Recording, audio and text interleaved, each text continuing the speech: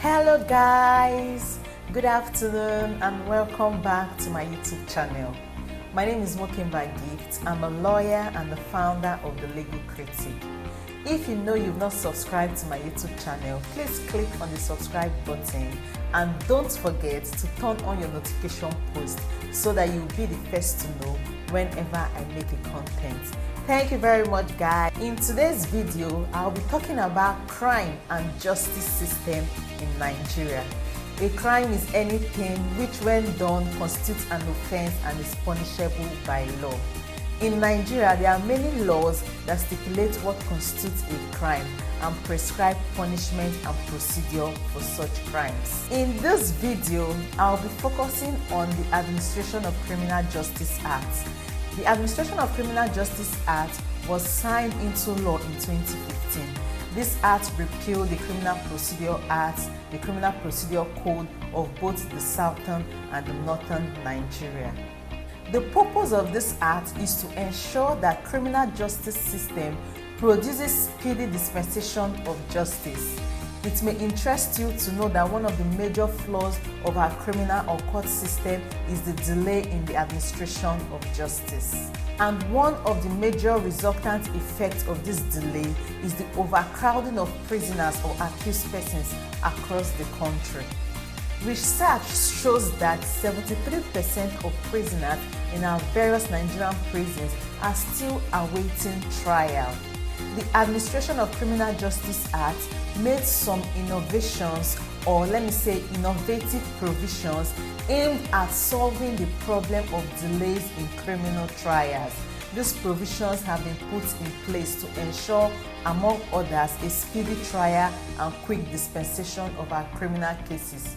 For example, Section 110 of the Administration of Criminal Justice Act provides for the timeline in which a criminal trial must commence and be concluded in magistrate courts.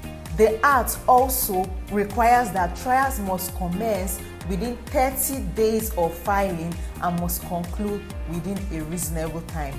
We'll get to know what a reasonable time means. The section further provides that where trial is not commenced within a stipulated time of 30 days and concluded within 180 days of the arraignment, the particulars of the charge shall be forwarded to the Chief Judge with reason for failure to commence or conclude such trials. From the above section, it therefore follows that a reasonable time means no more than 180 days from the day of arraignment, which is not more than 3 months. And it's quite a reasonable time, like it's quite fast if cases can be commenced and arraigned and up to trial and even judgment given in 3 months' time. It's a really good innovation. However, I'm not quite comfortable with the remitter to the Chief Judge. This is because more delays will be created. For instance, the Chief Judge might need to sign the document, files keep going out from one desk to another. It creates more delays. The above section should be amended to reflect that where the stipulated time has elapsed and the case has not been completed, that case should be struck out for want of due diligence. This will invoke the promptness on the prosecution and also make them to be up on their feet to prosecute their cases. Section 396 of the Administration of Criminal Justice Act makes provisions for intervals where adjournment shall be made and states that adjournment date shall not be given beyond the space of 14 working days, and adjournment cannot be taken more than 5 times each.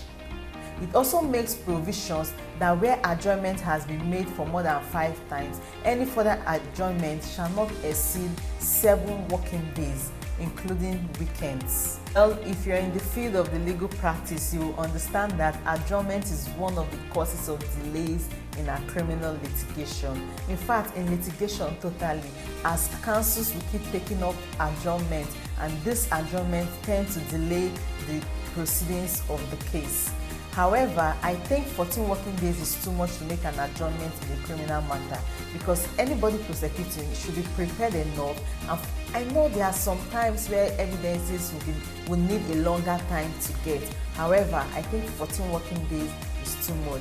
The courts should stick to 7 days in order to bring more spontaneous prosecution.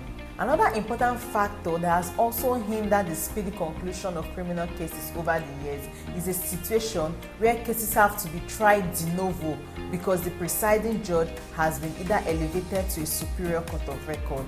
This incident always makes cases elongate as cases tend to be tried over and over again. Section 396 sub 7 of the Administration of Criminal Justice Act allows a judge of the High Court who have been elevated to the Court of Appeal to preside as a High Court judge for the purpose of concluding a criminal case pending before that judge at that time of elevation, and the case will be concluded within a reasonable time. But where a High Court who is sitting has been elevated to a superior court, the section mandates or it requires that judge to sit and conclude that matter within a reasonable time before elevating to the superior court. This is a welcomed one. However, there is no provision for the magistrate's court when elevated to the High Court. Which other ways the Administration of Criminal Justice Act is a good law? In my next video, I'll be picking out some other sections of the Administration of Criminal Justice Act where I will also analyze and give you guys the reason why I think the criminal justice system is better than what we have before. Stay tuned and see you on my next video. Bye!